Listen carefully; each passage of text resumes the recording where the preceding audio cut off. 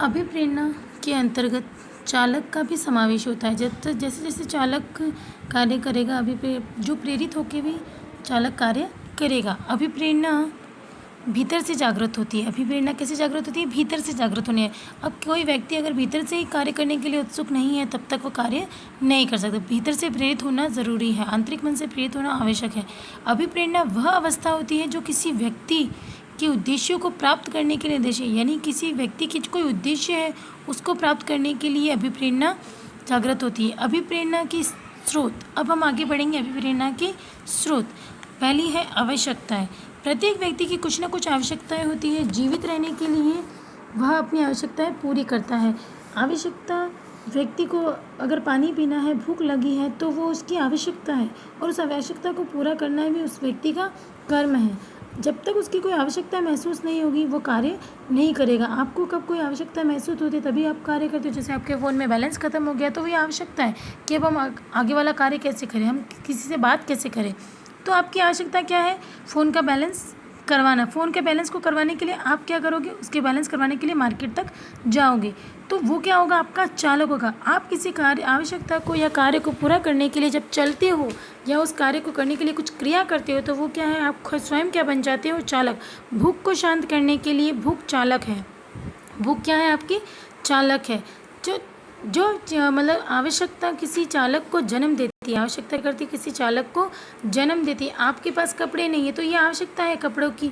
और उसी समय अगर आप ये हो कि उद्दीपक, उद्दीपक क्या होता है? किसी कार्य को करने के लिए मनुष्य की आवश्यकता किसी वस्तु से पूरी होती है। भूख की आवश्यकता भोजन से, प्यास की आवश्यकता पानी से। तो इसको पूरा करने के लिए उद्दीपक, यानी व्यक्ति आगे बढ़ेगा, कार्य करेगा, तभी उसकी आवश्यकता पूर्ण हो सकती है। जब तक व्यक्ति स्वयं कार्य नहीं करेगा, तब तक उसकी आवश्यकता पूर्ण हो सकती है क्या? नहीं हो सकती। तो उद्दीपक भी क्या करता है? व्यक्ति को मोटिवेट, आगे बढ़ाता है कि हाँ, अभी मुझे कार्य करना है, पानी का गिलास लेकर पीना है, भूख लगी है तो भोजन करना है।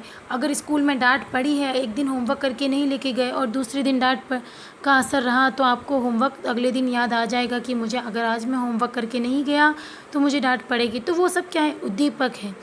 आवश्यकता प्लस चालक, उद्दीपक, ये सारे क्या है? अभिप्रेरणा के स्रोत है। अगला है प्रेरक। जब तक व्यक्ति यह अत्यंत व्यापक शब्द है। इसके अंतर्गत उद्दीपन के अतिरिक्त चालक, तनाव, आवश्यकता आदि सभी आ सकते हैं। प्रेरक किसी व्यक्ति के अंदर की वह शारीरिक और मनोवैज्ञानिक दशाएं हैं जो उसे निश्चित विधियों के अनुसार कार्य करने के लिए प्रेरित करती है। जब तक वो कार्य करने के लिए आंतरिक शक्ति का यूज़ नहीं करेगा, तब तक वह प्रेरित नहीं हो सकता है। जब तक व्यक्ति प्रेरित नहीं हो सकता, वो किसी कार्य को कर भी नहीं सकता है। इसीलिए व्यक्ति का स्वयं के आंतरिक मन से प्रेरित होना आवश्यक है। तो जैसा कि हमने देखा, अभिप्रेरणा शब्द की उत्पत्ति किस धातु से हुई है, ये सब आपको कॉपी में नोट करना है कि कैसे क्या है। अभिप्रेरणा की प्रकृति कैसी है? अभिप्रेरणा की प्रकृति के में हमने देखा मनोशारीरिक और आंतरिक प्रक्रिया है। अभिप्रेरणा चेतन और अचेतन प्रक्रिया है। अभिप्रेरणा चेतन और अचेतन प्रक्रिया है। उसके बाद अभिप्रेरणा जन्मजात एवं अर्जित प्रक्रिया है। अभिप्रेरणा के अंतर्गत चालक का भी समावेश होता है। अभिप्रेरणा भीतर से जागृत होने वाली शक्ति है। अभिप्रेरणा उद्देश्यों को प्राप्त करने के लिए निर्देशित करती है। तो ये सारी चीज़ें क्या होती है? अभिप्रेरणा में समावेश। अब इस अभिप्रेरणा के स्रोत पढ़े, जैसे आवश्यकता, चालक, उद्दीपक, अभिप्रेरक। ठीक है, तो ये सारे क्या है? अभिप्रेरणा की स्रोत है। इसके बाद हम आगे पढ़ेंगे अभिप्रेरणा के, जैसे कि हमने प्रेरक देखा, अब प्रेरक के भी प्रकार है। प्रेरक के क्या है? प्रकार है। कौन से प्रेरक होते हैं? इसमें हम प्रेरक के कुछ प्रकारों को भी देखेंगे। प्रेरक के कुछ, पहला प्रकार है प्रेरक में जन्मजात प्रकार प्रेरक। ये प्रेरक व्यक्ति के उसके जन्म से पाए, जैसे हमने कुछ जन्मजात और अर्जित प्रेरक देखे थे आगे कि अभिप्रेरणा की प्रकृति में अभिप्रेरणा जन्मजात भी होती है और अर्जित भी होती है। तो उसी तरह से जन्मजात प्रेरक होते हैं जो व्यक्ति में जन्म से ही समाहित होते हैं। जैसे भूख लगना, बच्चा होता तो उसे भी भूख लगती है, तो ये जन्म से ही उसे मिले हुए। प्यास लगना, ये भी जन्म से मिली हुई है। तो जन्मजात। अर्जित प्रेरक यानी किसी कार्य को करने के लिए व्यक्ति जब जिसी कार्य को करने के लिए उसकी आदत बन जाती है, उसकी रुचि बन जाती है कि मुझे परीक्षा में पास होने के लिए पढ़ाई दिन रात करनी है, तो उसकी आदत बनी है, वो रुचि किसी कार्य को करना है, उसको इंटरेस्ट, जो सृजनात्मक कार्य होते हैं वो उसकी रुचि है, तो ये क्या है, अर्जित प्रेरक है। उसी प्रकार है प्राकृतिक प्रेरक। प्राकृतिक प्रेरक, जो प्रेरक व्यक्ति में स्वभाव से ही पाए जाते हैं, स्वाभाविक प्राकृतिक प्रेरक कहलाते हैं। उदाहरण के लिए खेल, आनंद प्राप्त करना, सुझाव देना आदि। कृत्रिम प्रेरक, जो प्रेरक स्वाभाविक प्रेरकों के पूरक के रूप में कार्य करते हैं, व्यक्ति के व्यवहार पर नियंत्रण रखते हैं, कृत्रिम प्रेरक कहलाते हैं। उदाहरण के लिए जैसे कि व्यक्ति खेल में आनंदित महसूस करता है, वो प्रकृति के मैदान में जाकर खेलता है तो उसे आनंद प्राप्त होता है, तो यह है प्राकृतिक प्रेरक। कृत्रिम प्रेरक, जो प्रेरक स्वाभाविक प्रेरकों के रूप में ही समाहित होता है, वो होता है कृत्रिम प्रेरक। मनोवैज्ञानिक प्रेरक, मनोवैज्ञानिक प्रेरक वे प्रेरक होते हैं जो व्यक्ति के जन्मजात और शारीरिक प्रेरक के रूप में होते हैं। ठीक है, आगे है हमारे सामाजिक प्रेरक। सामाजिक प्रेरक, जो समाज की मनोदशाओं के रूप में स्थितियों को देखकर व्यक्ति प्रेरित होता है। समय समय पर व्यक्ति जो व्यवहार करता है उससे प्रभावित होता है, समाज की स्थिति को देखकर कुछ सीखता है, आत्मदर्शन करता है, आत्म सुरक्षा अनुभव करता है। ये सब क्या है, सामाजिक प्रेरक। तो हमने प्रेरकों के प्रकार देखे, उसमें जन्मजात प्रेरक, अर्जित प्रेरक, प्राकृतिक प्रेरक, कृत्रिम प्रेरक, मनोवैज्ञानिक प्रेरक और सामाजिक प्रेरक।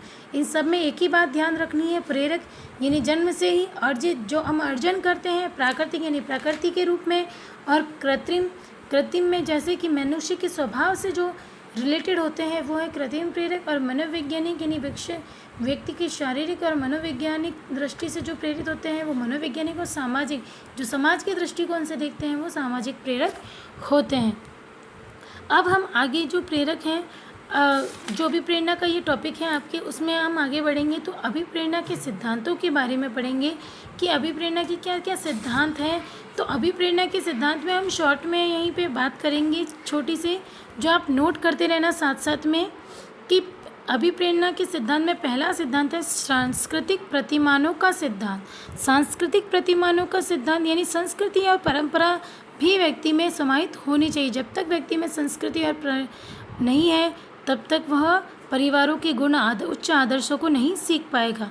व्यवहार और सीखने का सिद्धांत, जो प्रेरणा अभिप्रेरणा होती है वो व्यवहार, अभिप्रेरणा जो होती है वो व्यक्ति के व्यवहार को निर्मित करती है। जैसा व्यक्ति मोटिवेट होता है वैसे ही उसकी आवश्यकता बनी रहती है। शारीरिक आवश्यकता की पूर्ति होती है, सामाजिक आवश्यकताओं की पूर्ति होती है, तो उसके व्यवहार को निर्देशित करता है। इसके बाद अगला पॉइंट है क्षेत्रीयता का सिद्धांत। पहला मैंने लिखवाया आपको सांस्कृतिक प्रतिमानों का सिद्धांत, दूसरा है व्यवहार और सीखने का सिद्धांत, तीसरा है क्षेत्रीयता का सिद्धांत। यह सिद्धांत कुर्ट लेविन ने दिया है। उन्होंने स्थान विज्ञान आदि के क्षेत्र को बताया है। मूल प्रवृत्ति का सिद्धांत यानी व्यक्ति की जो मूल प्रवृत्ति होती है, मैकडूगल ने मूल प्रवृत्ति को सिद्धांत माना गया है, प्रवर्तक माना गया है। फिर है मनोविश्लेषणात्मक सिद्धांत। मनोविश्लेषण यानी मन की स्थिति के आधार पर चेतन, अचेतन, उपचेतन, इन आधार पर भी व्यक्ति प्रेरित होता है। तो इसी के साथ हम देखते हैं कि प्रेरणाएं के कितने प्रकार हैं। अब हम अभिप्रेरणा का ये जो टॉपिक है, छोटा सा टॉपिक था, वो आपका कंप्लीट हो गया है, जिसमें आपको ये चीज़ें मैंने नोट डाउन करवाई है जो आपको लिखनी है। और ये प्रेरक जो सबसे मेन चीज़ें हैं आपकी, जो आवश्यकताएं हैं, उसको आपको अवश्य याद रखना है। जैसे कि मैंने आपको बताया था कि आवश्यकताओं में आपको अभिप्रेरणा के स्रोत हैं आवश्यकता, उद्दीपन और चालक और प्रेरक, ये आपको अवश्य याद रखना है। अगला एक और है अभिप्रेरणा, जो भी आपको याद रखने की दृष्टि से इम्पॉर्टेंट है, जो आप इसे याद रखिएगा।